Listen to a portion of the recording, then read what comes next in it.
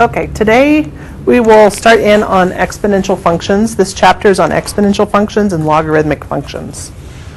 Okay, so it will definitely be probably material that you've never seen before. Where it's stuff we've done in the past, maybe you've seen something like it. Logarithms, I'm guessing you've never seen. So we won't hit logarithms till a couple sections in. My goal is to get through chapter 8 by the end of the year. Okay. So an exponential growth or decay function, just an exponential function, you have a variable as an exponent.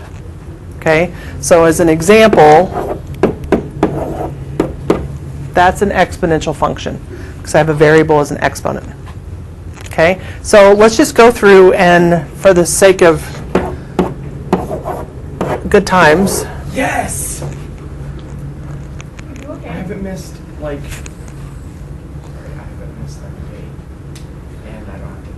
Nice. Good. Okay. You were so excited over the X and Y. Yes. Oh, yes. Well, yes. I said for good times we're going to grab this and all there. Yes. Okay. All right.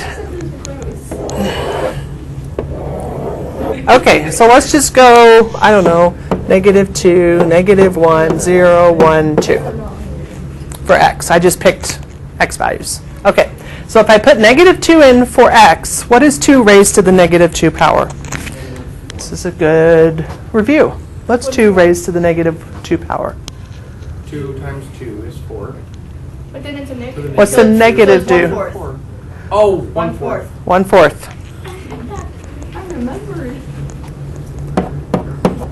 -1. 1. Negative 1, 1.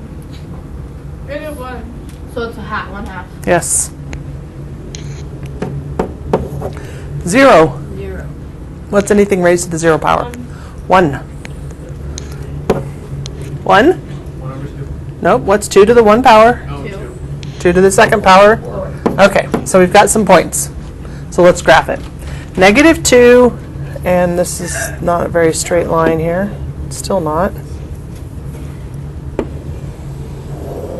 Okay, -2, 1/4. So it's going to be really close to 0. I can get it. That's really not, but -1, 1/2. 0, 1, 1, 2, and 2, 4.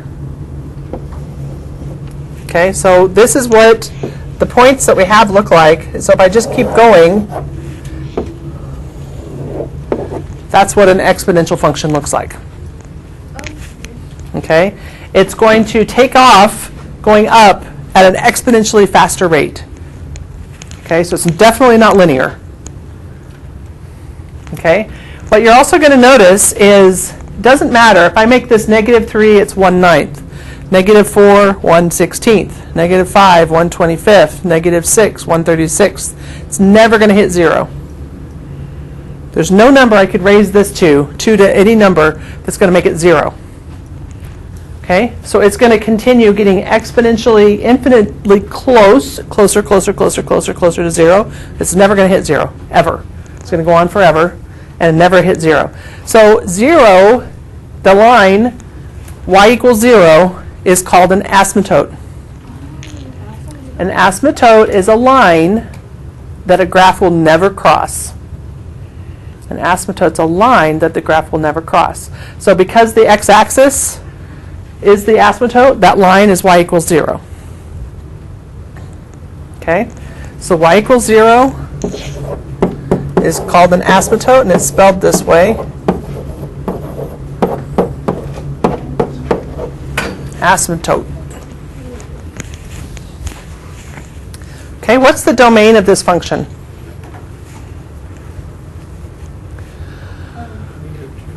Oh. Negative -infinity to infinity. All real numbers. Yep. And you're going to find for all exponential functions, the domain is always all real numbers. What's the range of this function?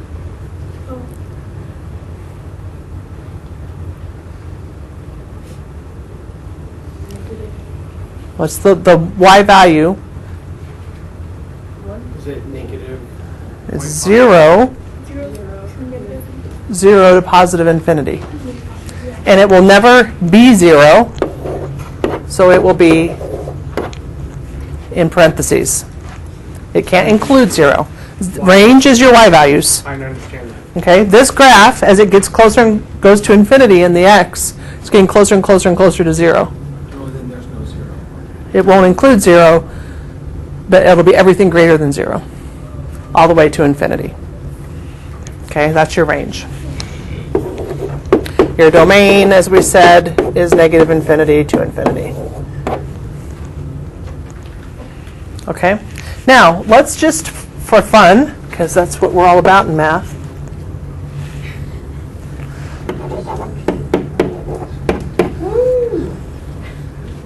three to the x.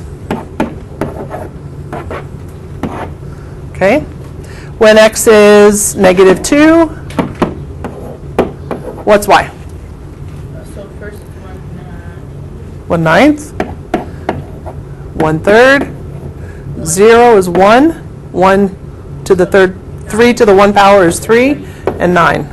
Okay, so negative 2, 1/9, so that's going to be a little lower. Negative 1, 1/3. It's still going to be here, right? Any number to the 0 is always 1. So that y-intercept on this kind of function, no matter what the base is, will always be 1. Then we'll go to 3, and then we'll go to 9. 4, 5, 6, 7, 8, 9. So what does it look like that 3 did to the graph? It grew faster. Yeah, it grew faster. So the bigger the base, the faster you're going to see it grow. Okay? All right. So the next thing that you need to understand, if the exponent is negative, what does that do to the base? What's another way I could write this with a positive exponent?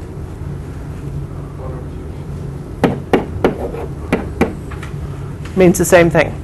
Okay? So if this is a fraction, or the exponent is negative, instead of being a growth function, taking off forever, it's called a decay function. It goes down. Okay? So if I graph this one using the same numbers, if I put in negative 2 for x, negative 2 times negative 1 is positive 2. 2 squared is 4.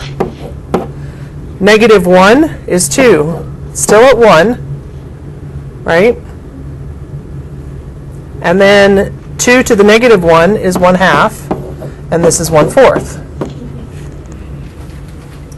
Okay, so negative 2, 4, 3, 4, negative 1, 2, 0, 1, 1/2, and 1/4.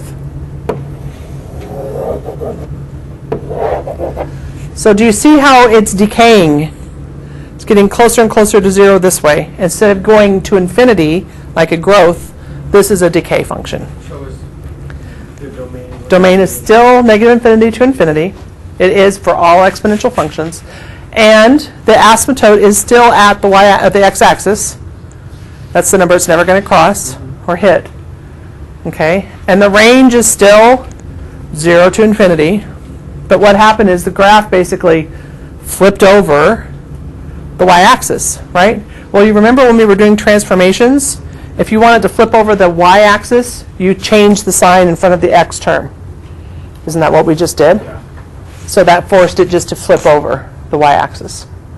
So it turned in from an exponential growth to an exponential decay. Okay? So if you see a negative exponent It needs to be that. with an integer, non-fraction integer, or a fractional base, because it means the same thing, you know it's going to be a decay. Okay, so what is there a time where we're going to have a fractional base with a negative exponent? There could be, but I would just turn it. Then it would just become, 2? yeah. And then it would be a growth. So if you have a fractional base and a negative exponent, it's going to be a growth function. If you have a fractional base, positive exponent, decay. Integer, non-fractional base, negative exponent, decay. Okay? All right. One more concept now.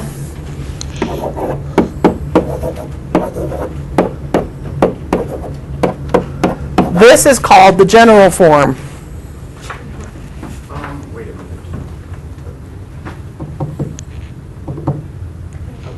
Okay? That's the general form. If h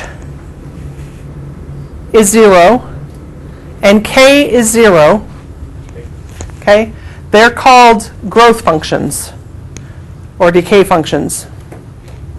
Okay? But if you have some value for h and some value for k, what do you think happens to the original function? What do you think the h does? The H will probably make it shift Left or right? to the left. Well, left or right, depending on h. Left or right, okay. Yep. K, up or down. Same rules that we've just had all the time. Okay? So if I wanted to graph, I don't know.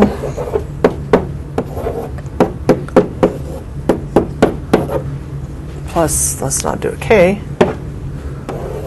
Well, I just graphed 2 to the x, right? It was here and here. 1, 2, 3, 4. And here and here. Right? That was my 2 to the x graph. So, what do you think happens when I put something like minus 3 in the next to the x and plus 1 here? It's going to shift right 3 Right 3 up 1. So each one of these points goes right 3 up 1. 1, 2, 3 up 1. And there. So now, what's the asymptote? It's still at the X. Is it on the x-axis? The asymptote shifted up 1. It's never gonna. So it's never going to be the line y equals 1. That's your asymptote. The line y equals 1. That's the line it'll never be. Never cross. Okay? What's your domain? All real numbers, yep. What's your range? 1 to negative. 1 to infinity.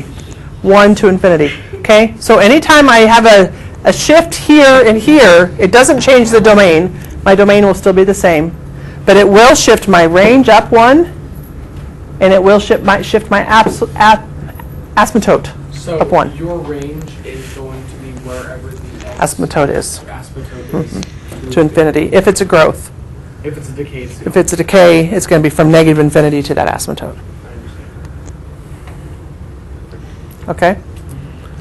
We're good on this section? Yeah. So let's look at the textbook check real quick. So if we don't take any finals rounds from school, oh, we can next Monday and Tuesday. Nice.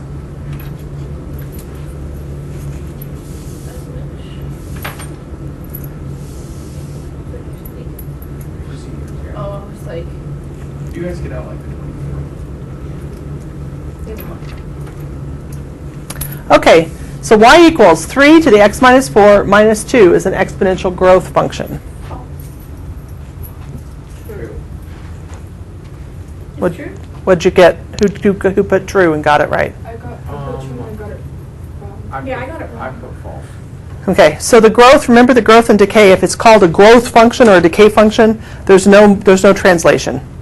It's always going to go through that point 1, 0, 1, and it's going to take off in that fashion. It's not going to translate up or left or up or right or anything. It's just going to be the growth function. H and k are 0. Here, h is 4 and k is negative 2. So it's not a growth function. It's an exponential function, but it's not considered a growth function because it has an h and k piece to it. Well, how come they got it false? They got it wrong. You said false and it was wrong? We said true and it was wrong. Right. The answer is false. Oh, okay, okay. When comparing the graphs of y equals 2 to the x and y equals 3 to the x, the graph of y equals 3 to the x grows faster. Yep. The general form of a growth or decay function is y equals ab to the x if b is less than 1. So, sorry, ab to the x. Drop my voice, there's a period there. If b is less than 1, meaning negative, is it a growth or decay? Decay. Good. Question 4. The function 1/3 raised to the negative x is an exponential growth because it's really 3 to the x. Question 5. A line that a graph approaches but never meets is called an asymptote. I just said asymptote. Okay, that's it. I believe